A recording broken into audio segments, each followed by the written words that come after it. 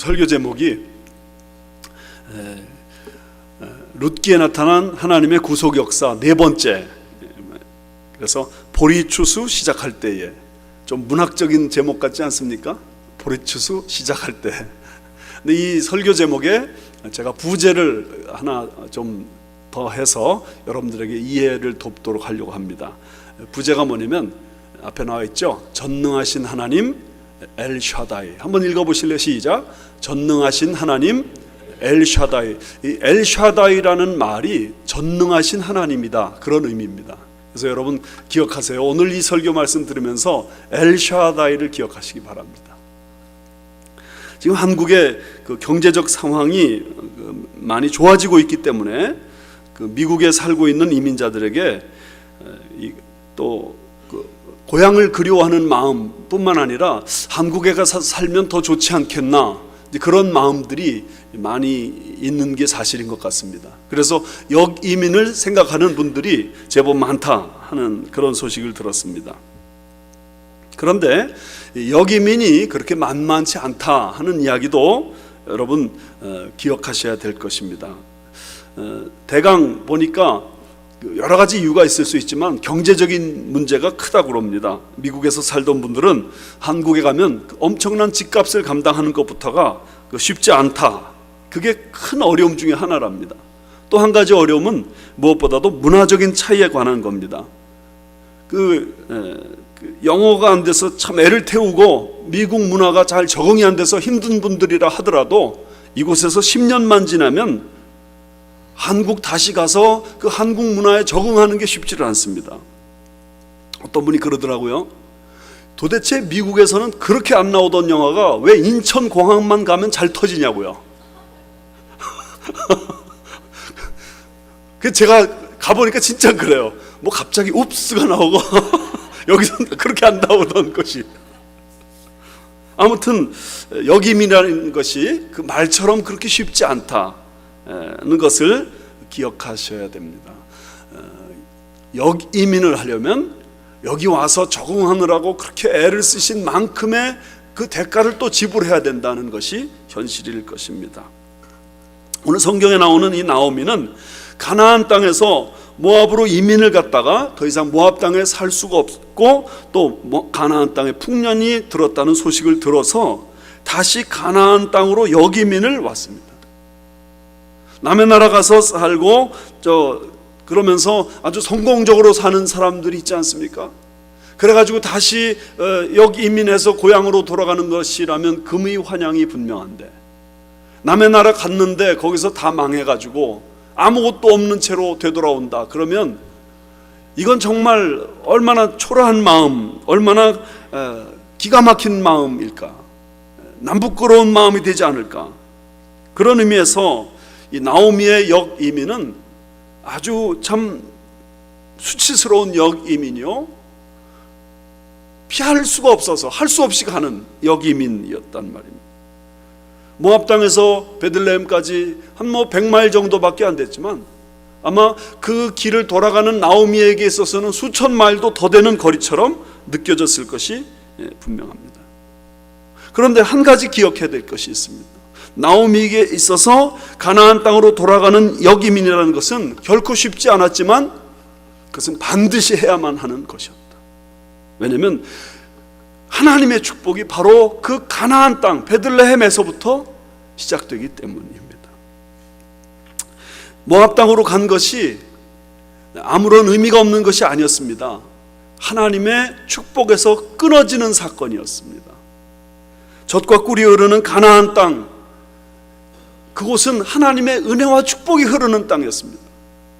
그 가나안 땅, 다른 땅과 비교해서 특별히 좋은 것은 아닐지 몰라도 그 땅은 연초부터 연말까지, 새초부터 새말까지 하나님의 눈이 늘 함께 하셔서 하나님이 필요를 따라 공급해 주시고, 하나님이 지켜 보호해 주시고, 하나님이 인도해 주시는 그런 땅이었단 말입니다. 그러므로 이유야 어떻든, 과정이야 어떻든 이 백성 나오미가 가나안 땅에 돌아온 것은 그야말로 잘한 일인 것입니다. 예수 믿는 것도 마찬가지예요. 이유에 어떻게 예수를 믿기 시작했든, 과정이 어떻게 예수를 믿기 시작했든, 여러분 예수를 믿기 시작한 건 너무 잘한 일인 줄 믿습니다. 교회 나오신 동기가 다 다를 수 있어요. 그 이유에 어떻든, 과정이 어떻든, 교회 나오신 건 이건 인생의 일등의 가장 잘한 일이라고 믿습니다. 조정민 목사라는 분이 있습니다. 인생은 선물이다, 뭐 그런 아주 감성적인 책을 써가지고 베스트셀러 작가가 되신 목사님이십니다. 이분이 인기가 정말 높으신데 원래 방송국 앵커맨이어서 세상적으로 잘 나가던 분이었습니다. 결혼하기 위해서 자기 아내한테 교회 나가겠다고 약속을 하고 결혼을 했는데 결혼 즉시 교회 끝, 그런 분이십니다. 근데 교회를 자기는 나가지 않기 원했고 자기 부인도 나가지 않기를 원했지만 외국 생활을 경험하면서 아내가 교회 나가는 것까지 막을 수가 없었습니다. 그러다 다시 한국으로 돌아갔는데 뭐 좀 싸우기도 했지만 결국 아내가 교회 나가는 것을 허용을 했는데, 이 아내가 처음에는 주일날만 교회 나가더니 어느 날부턴가 새벽 기도까지 나가는 겁니다. 새벽에 가서 도대체 뭘 하나, 이게 너무 궁금했습니다. 그러던 차에 자기는 새벽 기도 대신에 새벽 골프 연습장을 갔는데 어느 날 가서 보니까 골프 연습장이 정기 휴일이었던 거예요. 한 달에 한 번 있는. 그래서 갑자기 집으로 들어갈까 그러다가 우리 아내가 진짜 새벽기도 간 건가? 그게 궁금해가지고 바로 옆에 있는 예배당으로 들어가 봤습니다. 그래가지고 설교가 끝나고 났는데 막 통성기도를 하는데 자기가 생전 듣도 보도 못한 그런 말을 막 사람들이 하는 겁니다. 이때 이 조정민 씨가 깜짝 놀래가지고 이거 이단인가 보다, 그런 생각이 들었습니다. 그래가지고 기자 본능이 되살아났습니다. 이거 취재해가지고 카메라 고발해야 되겠다. 그래서 그 다음날부터 새벽기도를 나갔습니다. 새벽기도를 나가가지고 이제 계속 꼬투리 잡으려고 그러고 있는데 어느 날 찬송가를 부르는데 너 예수께 나가 십자가 붙들어라, 그 찬송가를 부르는데 갑자기 그냥 이상하게 눈에서 눈물이 뚝뚝뚝 떨어지더래요. 그분이 예수님께 돌아온 시간이 됐습니다. 이분은 자기 아내 감시하려다가 교회를 나왔어요. 카메라 출동하려고 하다가 교회를 나오게 됐어요. 그런데 그래서 예수를 믿었는데 그 결과 이 사람 목사까지 되셨어요. 이유야 어떻든, 과정이야 어떻든, 여러분 하나님 앞에 나온 그 모든 일은 축하할 일이고 그 일은 정말 잘한 일이고 일생일 때 최고로 잘한 일이 되는 것입니다. 그런 의미에서 우리 모두는 하나님 앞에 돌아와야 돼요. 여러분 교회 나오신 거 너무너무 잘하셨는데 여러분 하나님 앞에 돌아와야 돼요. 내 삶이 힘들고 지치고 곤고하고 그런 모든 분들마다 하나님 앞에 돌아와야 돼요. 수고하고 무거운 짐진 자들아 다 내게로 오라, 내가 너희를 쉬게 하리라. 그럼 하나님 앞에 돌아와야 됩니다. 지금 나오미와 룻은 그렇게 하나님 앞에 돌아온 것입니다. 그런데 돌아온 다음이 문제입니다. 돌아와서 보니까 1장 19절에 한번 보십시오. 이에 그 두 사람이 베들레헴까지 갔더라. 베들레헴에 이를 때 온 성읍이 그들로 말미암아 떠들며 이르기를 이가 이 사람이 나오미냐 하는지라. 돌아오니까 사람들이 막 떠듭니다. 여기 떠든다는 말은 지진이 났다는 말이에요. 소동이 생겼다는 뜻이에요. 그러니까 이 동네 모든 사람들이 다 뭐 조그만 동네니까 다 뛰어나왔습니다. 뛰어나와서 아니 이 사람이 나오미야? 그렇게 말했다는 거. 이가 나오미냐 하는 이 말은 반갑다는 뜻도 되겠죠. 그러나 그것보다 더 큰 의미가 뭐냐면 아니 어떻게 나오미가 이렇게 망가졌냐. 그 전에 10년 전에 가나안 땅을 떠날 때 그는 분명히 풍족하게 나갔는데 지금 돌아왔는데 완전히 빈털터리가 돼서 돌아왔단 말이죠. 10년 전에 떠날 때는 남자 셋을 데리고 떠났는데 지금 돌아올 때 그 남자들 다 어디 가고 이 초라한 이방 여인 며느리를 데리고 돌아왔는가. 그래서 이가 나오미냐 이 말은 아니 어떻게 망해도 저렇게 망할 수가 있어, 그런 뜻입니다. 나오미는 나오미인데 나오미 같지 않구나. 나오미 같지 않구나. 그런 말이에요. 그랬더니 나오미가 20절에 이렇게 대답합니다. 보세요. 나오미가 그들에게 이르되 나를 나오미라 부르지 말고 나를 마라라 부르라. 이는 전능자가 나를 심히 괴롭게 하셨음이니라. 나오미라는 말은 여러분 들어서 알고 계시죠? 기쁨이라는 뜻이에요. 근데 자기 이름을 더 이상 나오미라 부르지 말라는 거예요. 내 이름을 이제 마라라고 부르라는 거예요. 마라라는 말은 알고 계시죠? 고통이라는 뜻이에요. 내 이름이 무슨 기쁨이냐? 내 이름은 고통이다. 그러면서 이렇게 말합니다. 전능자가 나를 심히 괴롭게 하셨느니라. 나오미의 인생은 그 이름은 기쁨일지 몰라도 더 이상 기쁨이 아니었습니다. 인간적으로 완전히 망가진 삶이, 그래서 고통 가득한 삶이, 마라와 같은 삶이 나오미의 삶이었습니다. 자, 그렇다면 여러분, 이런 망가진 인생, 마라 인생도 희망을 가질 수 있을까요? 이렇게 망가진 사람, 희망을 가질 수 있냐고요? 있을 수 있습니다. 결론부터 말하면 나오미가 말한 그 가운데 있는데요, 전능자 하나님의 손에 자기 인생을 맡기는 순간 절망 끝, 희망 시작입니다. 전능하신 하나님 그분에게 자기가 돌아오는 그 순간 절망 끝, 희망 시작이란 말이에요. 여기 20절에 나오미가 말했습니다. 전능자가 나를 심히 괴롭게 했다. 근데 21절에 또 말합니다. 전능자가 나를 괴롭게 하셨다. 지금 나오미가 하나님을 전능자라고 부르고 있는 이 사실이 중요합니다. 하나님이 누구냐? 그럴 때 나오미에게 있어서는 그분은 전능자시다. 그 전능자 하나님이란 도대체 어떤 분이신가? 하나님은 별명이 많으세요. 그리고 그 별명마다 하나님이 어떤 분이신지를 보여주는 그런 이름들입니다. 여호와 그러면 약속을 성실하게 지키시는 하나님이라는 것 여러분 아시죠? 여호와 이레 그러면 모든 것 하나님이 준비해 주시는 것이다, 분이시다. 여호와 샬롬 그러면 하나님은 평강이시다. 여호와 니시 그러면 하나님 우리의 승리시다. 그런 의미인 거 여러분 아시죠? 오늘 이 나오미가 소개하고 있는 이 하나님은 어떤 하나님이냐? 전능하신 하나님, 엘 샤다이, 전능하신 하나님, 엘 샤다이. 엘이라는 말은 하나님이라는 뜻이에요. 샤다이라는 말은 전능하시다, 전능자다, 그런 의미예요. 그러니까 지금 나오미가 파악하고 있는 하나님은 전능자 하나님, 전능하신 하나님, 엘 샤다이 하나님. 엘 샤다이라는 말이 무슨 말이냐? 엘 샤다이라는 말은 하늘과 땅의 모든 권세를 소유하신 분이라는 의미입니다. 만물을 창조하시고 보존하시고 만물을 운행하시고 통치하시는 그런 전능하신 하나님이라는 뜻입니다. 그럼 이 말이 무슨 뜻이 되냐면 하나님은 복을 주실 자에게 복을 주시고 화를 내리실 자에게 화를 내리시는 하나님. 우리에게 복을 주고 싶으십니까? 그럼 복을 주실 수 있습니다. 화를 주고 싶으십니까? 화를 주실 수 있으십니다. 모든 주권을 다 소유하고 계신 그분이 바로 엘 샤다이, 전능하신 하나님이세요.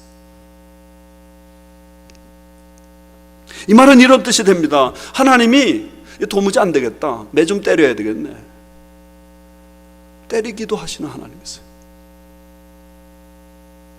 그런데 뿐만 아니라 다시 치유하시고 감싸주시고 회복시키시기도 하시는 하나님이세요. 나오미의 인생은 모압 땅에 가가지고 계속 두드려 맞았어요. 하나님은 어쩌면 10년 동안 계속 두드려 패시는 거예요. 너 이래도 안 돌아갈래? 이래도 안 돌아갈래? 10년 만에 나오미가 항복하고 하나님 돌아갈게요. 하나님께 돌아오는 그 순간부터 절망 끝, 희망 시작이라고요. 엘샤다이 하나님. 성경에는요, 전능하신 하나님 엘샤다이 이 단어가 48번 나와요. 그런데 그 엘샤다이라는 말이 가장 많이 쓰인 성경이 놀랍게도 욥기입니다. 욥기에 31번 나와요. 엘샤다이가 욥기에만 31번 나와요. 욥기가 어떤 책이에요, 여러분? 욥기는 이런 책이에요. 욥기는 이런 책이에요. 인생에 왜 고난이 있는 거냐, 거기에 대한 질문을, 답을 주는 책이에요. 인생에 고난이 많아요. 이 고난들의 이유가 도대체 무엇인가? 그것을 계속 찾아가면서 이해시키는, 이해가 잘 되지 않지만 그러나 그 고난의 이유를 어떻게든지 설명해 보려고 하는 책이 욥기이죠. 그러면 왜 욥기에서 하나님을 전능하신 하나님 엘샤다이로 소개하고 있는가? 인생에서 가장 어려운 어두운 고통의 터널을 통과할 때, 인생에서 가장 험악한 세월을 보내고 있을 때, 가장 어려운 삶의 현장에서 고통하고 있을 때,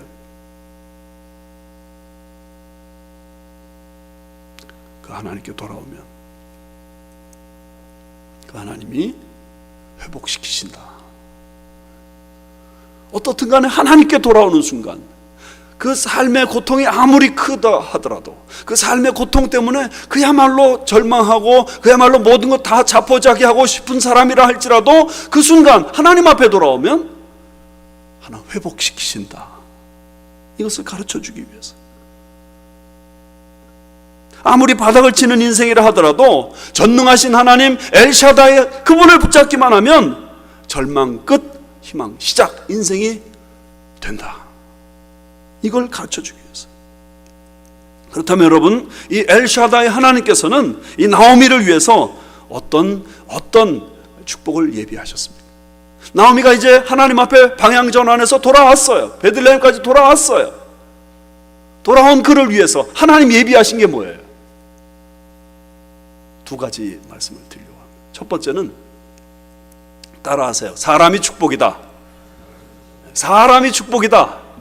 사람이 축복이에요. 사람이. 하나님이 무엇을 예비하셨느냐? 사람을 예비하셨어요. 사람을.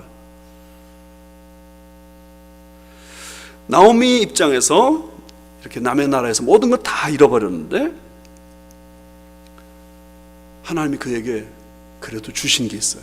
주신 사람. 누구예요? 1차적으로 룻이죠.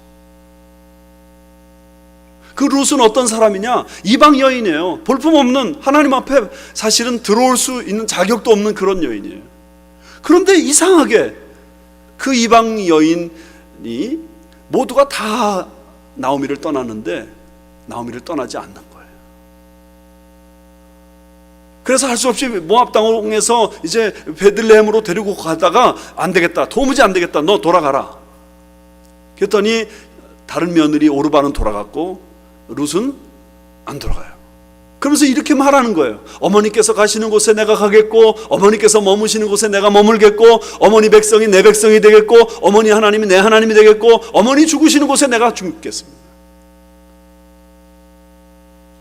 죽는 일 외에 어머니를 떠나면 하나님이 내게 벌을 내리시고 더 내리시는 것이 옳습니다.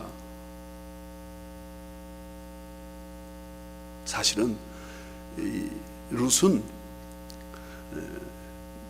모압 땅에서 가나안 땅으로 돌아온 다음에 나오미에게 하나님이 붙이신 사람이 아니에요.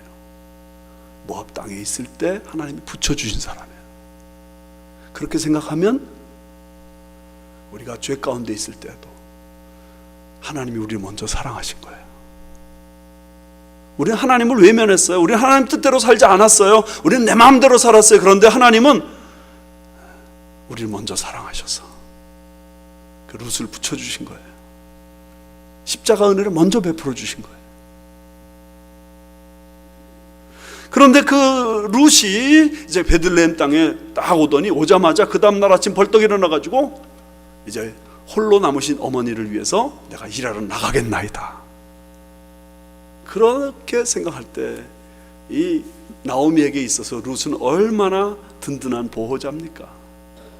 결국 이 룻이 나오미에게 있다는 것은 엘샤다의 전능하신 하나님의 보호, 하나님의 감싸시는 은혜가 결코 떠나지 않았다는 증거입니다. 그런데 2장 1절 말씀 보면 또 한 사람이 등장합니다. 보아스입니다. 보세요.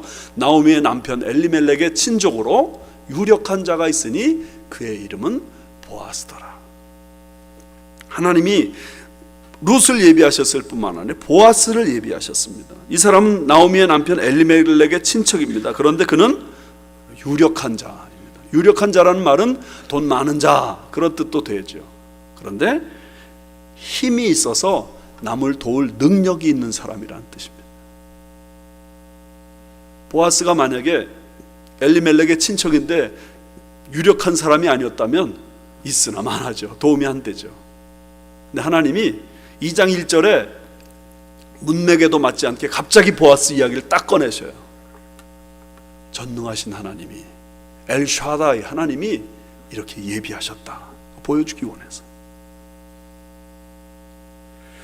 여러분, 인생을 살면서 자꾸 깨닫는 것은 뭐냐면, 우리 하나님은 우리를 도우시는 분이신데 사람을 통해서 도우신다 하는 사실입니다. 하나님 우리 도와주세요. 그런데 도움을 누구 통해 주신다고요? 사람 통해 주세요. 이걸 놓치시면 안 돼요. 사람을 통해 하나님은 우리를 도우신다. 제가 미국 와서 이제 공부하려고 그러는데 교회에서 일하고 또 한국에서 그 후원비 받는 것이 있었습니다. 근데 그것 가지고는 그냥 생활하면 딱 맞더라고요. 그것도 아주 빠듯하더라고요. 근데 공부를 하러 왔으니까 공부를 해야 되니까 어떡합니까? 그래서 학교 등록을 무턱대고 했어요. 그리고 저는 보니까 모든 게 다 막막한 거예요. 이 등록금은 어떻게 감당하나? 막막한 거예요. 그래서 그때 그냥 하나님께 기도할 수밖에 없었어요.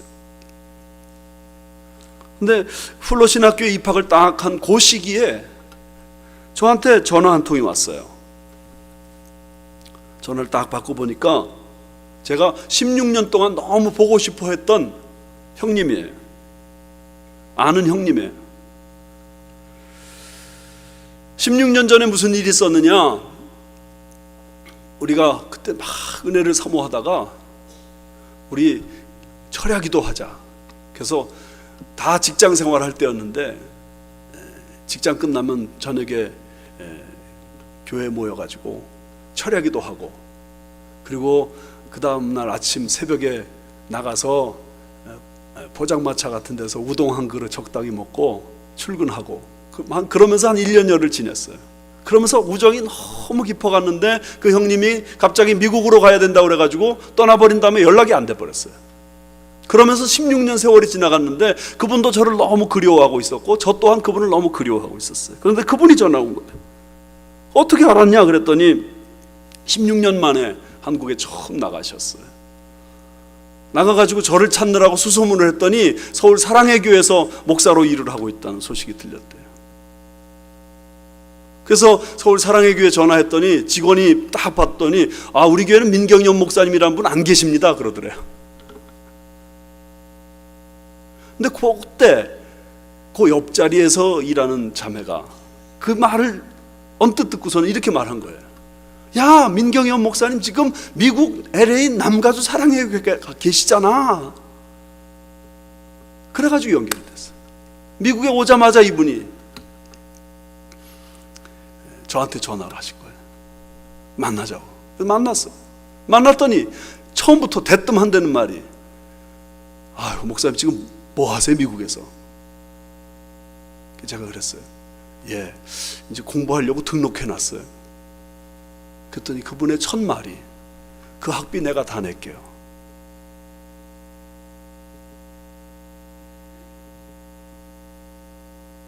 그래서 2년 반 동안 학비를 그분이 다 냈어요.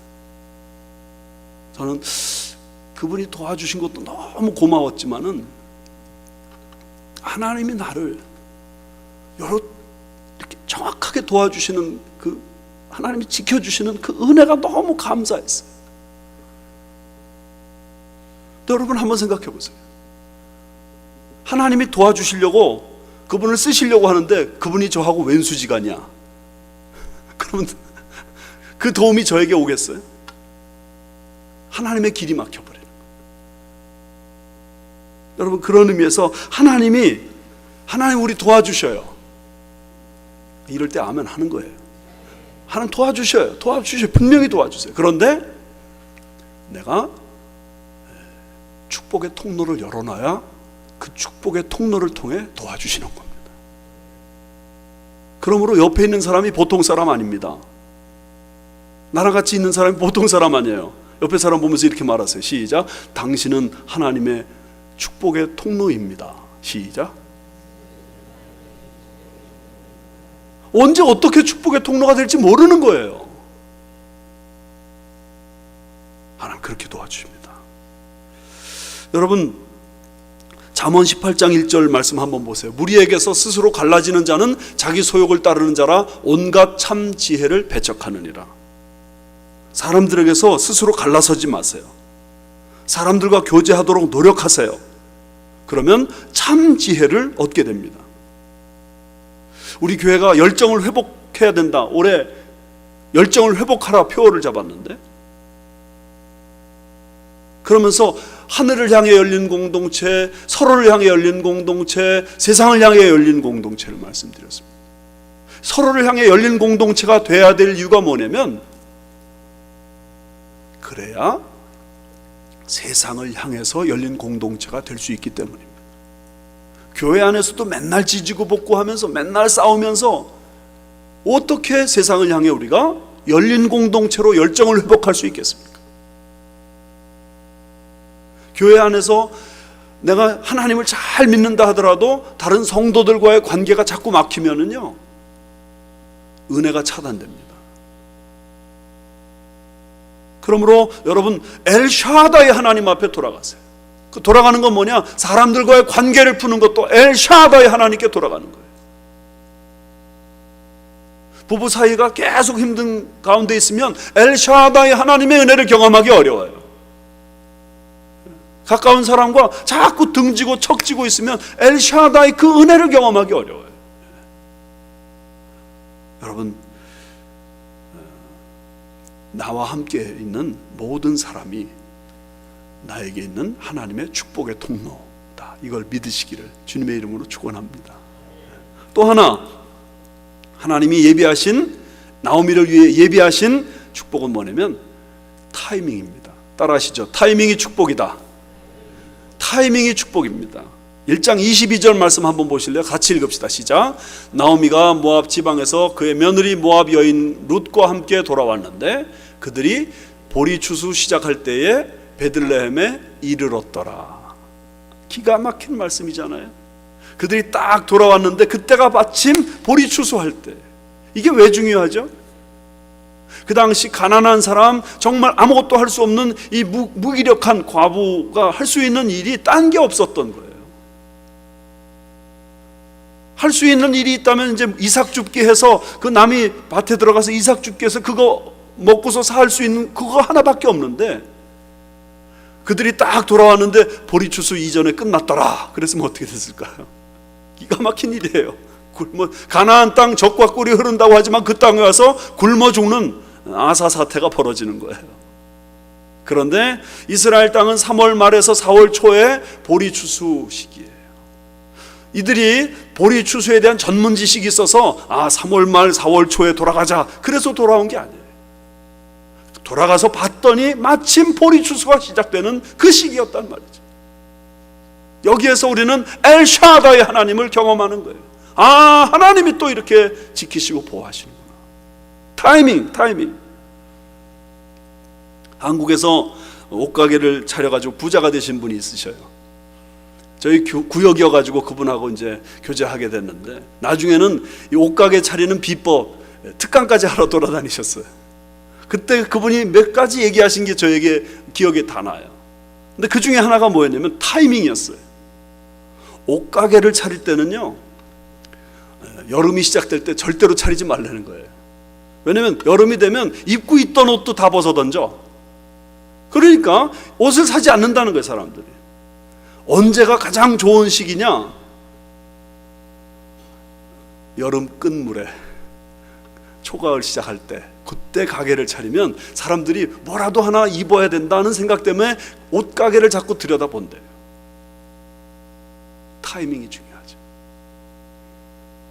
여러분, 그런 의미에서 하나님은 우리에게 타이밍으로 역사하십니다.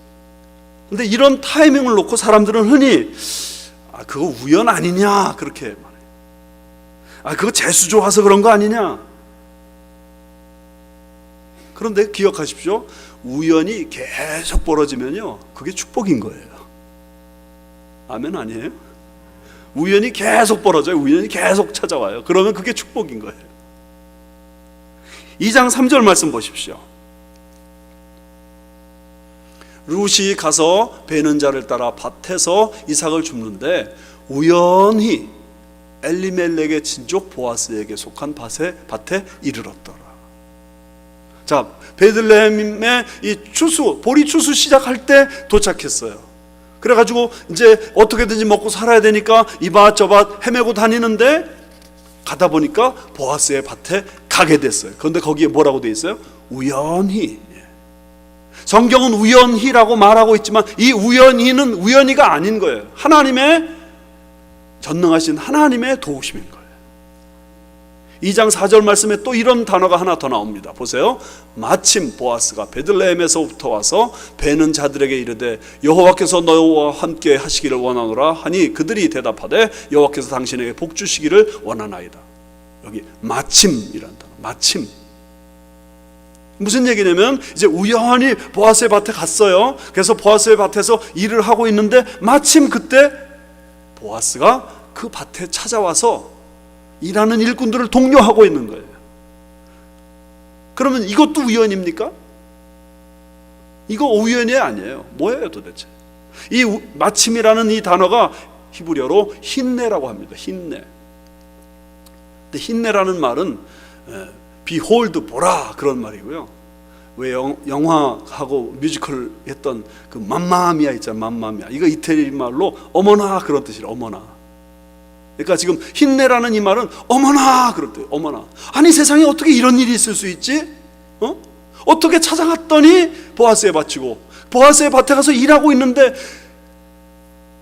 한 번도 나와보지 않던 보아스가 마침 그 시간에 나타나고.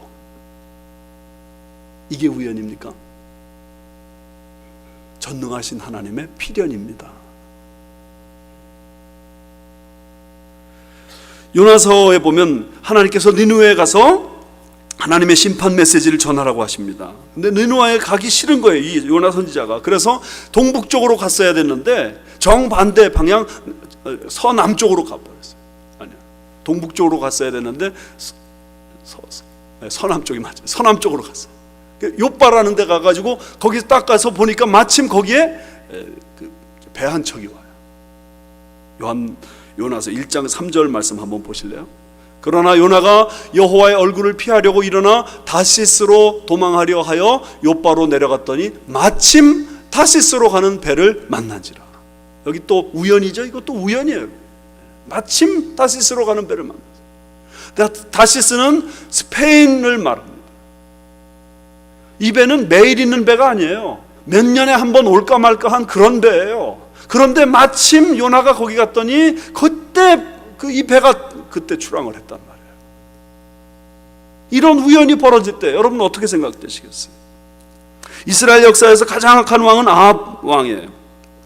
끊임없이 하나님께 불순종했어요. 그런데 전쟁에 나가게 됐어요. 전쟁에 나갈 때 선지자 미가야가 당신 못 돌아오고 죽습니다 그랬어요. 그런 말을 믿을 사람이 아니지만 왠지 깨름직했어요. 그래서 자기가 변장을 해가지고 일반 병사와 똑같이 하면 상대방이 나를 몰라보고 죽이지 못하겠지 그랬어요. 근데 열왕기상 22장 34절에 이런 말씀이 있습니다. 한 사람이 무심코 활을 당겨 이스라엘 왕의 갑옷 솔기를 마친지라. 여기 무심코라는 말이 옛날 성경에는 우연히라고 되어 있어요. 우연히. 어떤 병사가 그냥 활을 딱 쐈어요. 그런데 그 화살이 아합 왕을 정확하게 맞춘 거예요. 근데 맞췄는데 갑옷 솔기에 맞췄대요. 갑옷 솔기라는 뭐냐면 이 가죽과 가죽 사이를 대는 이음새, 그 이음새에 정확하게 가서 꽂힌 거예요. 이게 우연이에요. 우연히 계속되면 그게 하나님의 심판이 된 것입니다. 아합에게 있어서. 우연히 계속되면 그게 하나님의 축복이 되는 것이고, 우연히 계속되면 그것이 하나님의 심판이 되는 겁니다. 여러분, 우연히 일어날 일들이 자꾸 나에게 찾아올 때 거기서 하나님의 뜻을 깨달아야 됩니다. 저는 우리 부에나팍에서 이쪽으로 이사 올 때 하나님이 우리에게 베풀어 주신 그 일을 생각하면 제가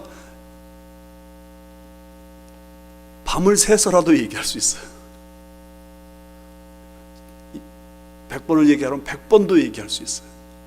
왜냐하면 그 일만 생각하면 너무 기쁘기 때문에, 너무 하나님의 역사하심이 분명하기 때문에. 우리 부에나팍 예배당을 인도 사람들에게 170만 불에 팔기로 했어요. 그리고 나서 이제 이틀 후에 그 계약하기로 했는데,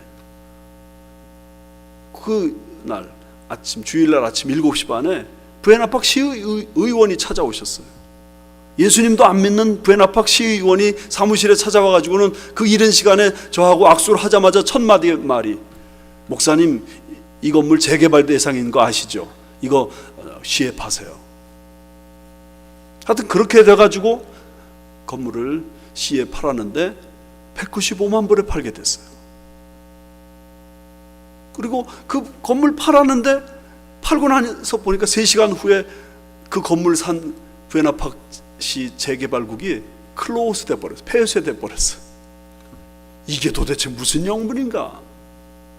알고 봤더니 주정부에 너무 지금 재정이 어려워가지고 계약된 거는 다 돈 지불하지만 계약 안 된 거는 환수 조치하라, 그런 명령이 내렸다는 거예요. 그래서 그 사람들이 우리하고 딜을 할 생각도 제대로 못하고는 우리가 원래 살려고 했던 계획보다 돈을 더 주고는 그렇게 계약을 했어요. 그런 일들이 자꾸 벌어지는 그런 가운데서 우리가 여기까지 오게 되면서 이게 우연이 아니라 하나님의, 전능하신 하나님의 돌보심이요 하나님의 인도하심이다. 저는 그렇게 생각할 수밖에 없었습니다. 여러분, 이런 전능하신 하나님의 이런 회복시키시는 은혜를 경험하기 원치 않으십니까? 그 회복의 축복을 경험하려면 1장 22절 말씀 보셔야 됩니다. 한번 같이 읽어봅시다. 시작. 나오미가 모압 지방에서 그의 며느리 모압 여인 룻과 함께 돌아왔는데 그들이 보리 추수 시작할 때 베들레헴에 이르렀더라. 여기서 가장 중요한 단어는 돌아왔다 하는 단어입니다. 돌아왔다. 돌아오기만 하면 됩니다. 여러분, 하나님께 돌아오기만 하면 돼요. 그러면 하나님께서 사람을 통해서 역사하시고, 하나님께서 모든 것 다 합력해서 적당한 타이밍을 역사하셔서 우리에게 최선을 주시는 겁니다. 이 은혜가 저와 여러분에게 더 깨달아지시는 이 사순절 기간 되시기를 주님의 이름으로 축원합니다.